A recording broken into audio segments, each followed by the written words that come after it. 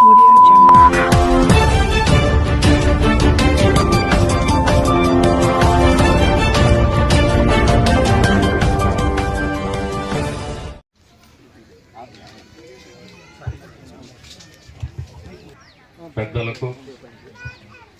సభకు హాజరైనటువంటి ఆత్మీయులందరికీ సభ ఏర్పాటు చేసిన మన లక్కిరెడ్డిపల్లె బలిజ కమిటీ వాళ్లకు అందరికీ పత్రికా విలేకరులకు అందరికీ పేరు పేరున హృదయపూర్వక ధన్యవాదాలు తెలియజేసుకుంటున్నాను. ఈ సందర్భంగా ఇక్కడ అందరినీ కలుసుకోవడం చాలా సంతోషంగా ఉంది. ఇది ఒక మన పెద్దల కాలం నుంచి ఏర్పాటు చేసిన ఒక మంచి సంప్రదాయం. ఈ మాసంలో వనభోజనాలు అనేటివి ముందు గ్రామాల వారీగా కుటుంబాల వారీగా ఏర్పాటు చేసుకునేవాళ్ళు.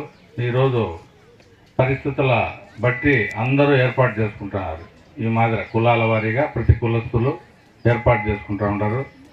మొన్న జరిగిన తెలంగాణ ఎన్నికల్లో ఈ వనభోజనాలే అక్కడ ప్రభుత్వాన్ని ఏర్పాటు చేసిన పార్టీకి, ముఖ్యమంత్రి అయిన వ్యక్తికి ముఖ్య కారణాలైనాయంటే మనమంతా ఆశ్చర్యపోవాలి.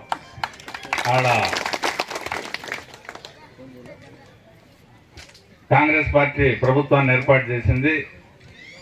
ఈ వనభోజనాలు అనేటివి కీలకంగా మారినాయి ఎన్నికల ముందర ఆ రాష్ట్రంలో. దాని ద్వారా ప్రయోజనాలు కొన్ని అదనంగా చేకూర్చుకునే ప్రయత్నం చేశారు. అట్లా జరిగినాయి.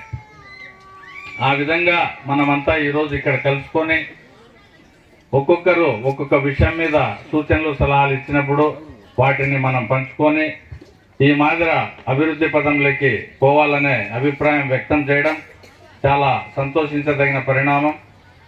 అందరూ పైకి రావాలంటే బాగా కష్టపడి పనిచేయాలి. ఎక్కడే కానీ ఎవరు మంచి అలవాట్లే పెట్టుకోవాలి. ఎవరైనా సరే కొన్ని మంచి అలవాట్లు కొన్ని కుటుంబాలకే పరిమితం కాకుండా వాళ్ళని చూసి మనం కూడా నేర్చుకోవాలి. మనం కూడా నేర్చుకొని మంచి అలవాట్ల ద్వారా మనం పైకి వస్తే మనం ఏ కులంలో ఉన్నామో ఆ కులం కూడా పైకి వచ్చినట్లే లెక్క అవుతుంది. మనల్ని చూసి మన పిల్లలు నేర్చుకుంటారు, లేదా 10 మంది మనల్ని గమనించే వాళ్ళు నేర్చుకుంటారు.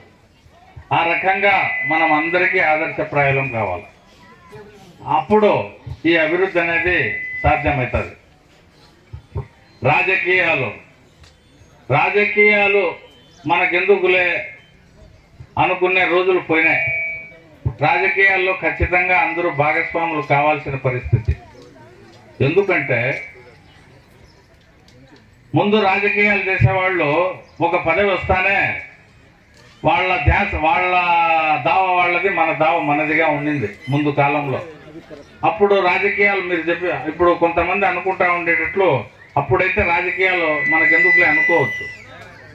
కానీ ఇప్పుడు రాజకీయ అధికారం పొరపాటున ఎవరి చేతికైనా ఇస్తే వాళ్ళు మిగతా వాళ్ళందరి మీద దౌర్జన్యం చేసే పరిస్థితి, మిగతా వాళ్ళందరి మీద దాడి చేసే పరిస్థితి, మిగతా వాళ్ళ ఆస్తులకు కానీ మిగతా వాళ్ళకు కానీ రక్షణ లేకుండా పోయే పరిస్థితి.